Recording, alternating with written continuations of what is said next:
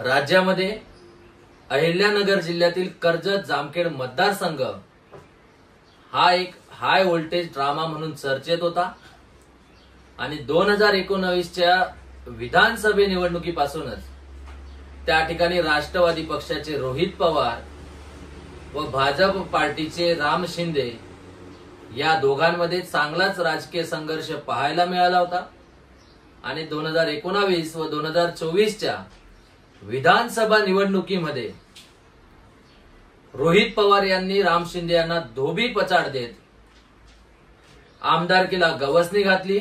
एका नवख्या तरुणाने पराभवाची धूळ चाकली, मात्र या पराभवानंतर देखील शिंदे यांनी हार मानली नाही। पक्षासोबत असलेली एकनिष्ठता राम शिंदे यांच्या कामी आली आणि विधानसभेच्या पराभवानंतर देखील राम शिंदे यांची विधान परिषदेच्या सभापतीपदी निवड झाली। निवडणुकीमधील पराभवाचा बदला आता राम शिंदे यांनी रोहित पवारांच्या एक हाती असलेली सत्ता कर्जत जामखेड मधील याला सुरुंग लावत घेतला। नेमकं हे प्रकरण आहे काय, तसेच या संपूर्ण प्रकरणामागे इतिहास नेमका काय आहे, तोच आपण आपल्या आजच्या व्हिडिओच्या माध्यमातून समजून घेणार आहोत। नमस्कार, मी कल्पेश पाटील आणि आपण पाहत आहात केडीपी न्यूज। कर्जत जामखेड मध्ये राम शिंदे विरुद्ध रोहित पवार असा राजकीय सामना हा सर्वांना परिचित आहे।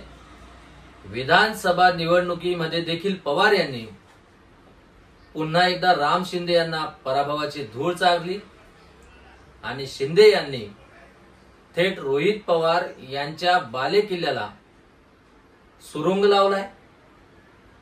कर्जत नगरपालिकेतील राष्ट्रवादी शरद पवार गटाचे 8 नगरसेवक व काँग्रेसचे 3 नगरसेवक, विधान परिषदेचे सभापती राम शिंदे यांच्यासोबत रविवारी गुप्त बैठक पार पडली आणि या बैठकीमध्ये कर्जत नगरपंचायतीमध्ये लवकरच खांदेपालट होण्याची शक्यता ही वर्तवण्यात आली आणि त्यामुळे आता कुठेतरी रोहित पवार यांना हा खूप मोठा धक्का मानला जातोय।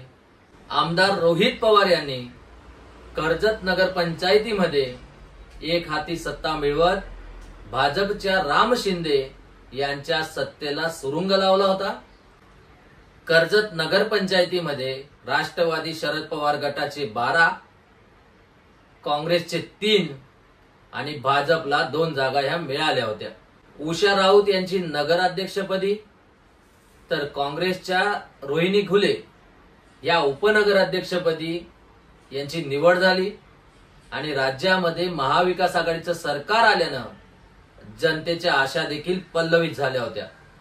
परंतु एकाच कुटुंबाकडे पदे जात असल्यामुळं नाराजीचा सूर हा आता समोर यायला लागलाय आणि रोहित पवार यांच्या विषयी असणारी संतापाची भावना ही हळूहळू समोर यायला लागली आणि यातच आता संपूर्ण नगरसेवकांनी नगरपालिकेच्या अध्यक्षांविरोधात थेट अविश्वास प्रस्तावाचा ठराव हा जिल्हाधिकाऱ्यांकडे सादर केला आणि त्यानंतर रोहित पवारांना राजकीय धक्का देत हे संपूर्ण नगरसेवक भाजपमध्ये दाखल होण्याची अशी चर्चा आता समोर येते आणि एका अर्थी म्हटलं तर रोहित पवारांना धक्का देत राम शिंदे यांनी विधानसभेतील पराभवाचा बदला घेतला असं म्हणणं देखील वावगं ठरणार नाही।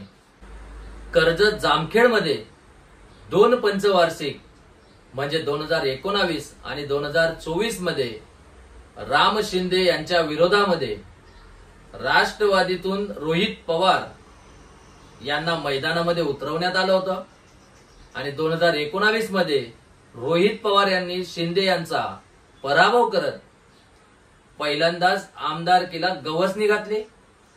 मात्र पराभूत झाल्यानंतर देखील शिंदे यांना पक्षनिष्ठता कामी आली आणि भाजपने शिंदे यांना विधान परिषदेमध्ये घेतल्यानंतर त्यांना 2024च्या निवडणुकीमध्ये पुन्हा एकदा शिंदे विरुद्ध पवार असा एकदा सामना झाला. मात्र अवघ्या थोड्याशा फरकाने पुन्हा एकदा शिंदे यांचा पराभव झाला. मात्र यावेळी देखील शिंदे यांची पक्षाशी असलेली बांधिलकी व जोडलेली नाळ पाहता त्यांचे पुनर्वसन करण्यात आले. फडणवीसांचे निकटवर्तीय आणि विश्वासू समजले जाणारे शिंदे यांना थेट विधान परिषदेच्या सभापतीपदी निवड त्यांची बिनविरोध करण्यात आली. आणि राम शिंदे विरुद्ध रोहित पवार हा राजकीय संघर्ष आज पुन्हा पाहायला मिळाला. आता शिंदे हे जरी विधान परिषदेचे सभापती झाले, मात्र दोघांमधील राजकीय शीतयुद्ध हे वारंवार पाहायलाच मिळत आहे. विधानसभा निवडणुकीमध्ये शिंदेचा पराभव झाला, मात्र पक्षाकडून त्यांना राजकीय पाठबळ देत त्यांचं पुनर्वसन करण्यात आलं. शिंदे कर्जत जामखेडमध्ये विविध विकास कामांच्या माध्यमातून रोहित पवार यांना धक्का देत आहेत. त्यातच आता कर्जत नगरपालिकेवरती एक हाती सत्ता असलेले रोहित पवार यांच्या बालेकिल्ल्याला शिंदे यांनी सुरुंग लावलाय. राष्ट्रवादीसह काँग्रेसचे नगरसेवक शिंदे यांना भेटून भाजपमध्ये जाणार असल्याची चर्चा आता समोर यायला लागली. यामुळे कुठेतरी रोहित पवारांकडून झालेला पराभवाचा बदला घेण्याची सुरुवात व रोहित पवार यांना राजकीय धक्का देण्याचं काम हे राम शिंदे यांच्याकडून सुरू असल्याचं बोललं जात आहे. तर आजचा व्हिडिओ तुम्हाला कसा वाटला त्याबद्दल कमेंट नक्की करा. आणि आपलं चॅनल केडीपी न्यूजला जर का तुम्ही सबस्क्राईब केलं नसेल तर सबस्क्राईब करायला विसरू नका. जय हिंद, जय भारत, वंदे मातरम.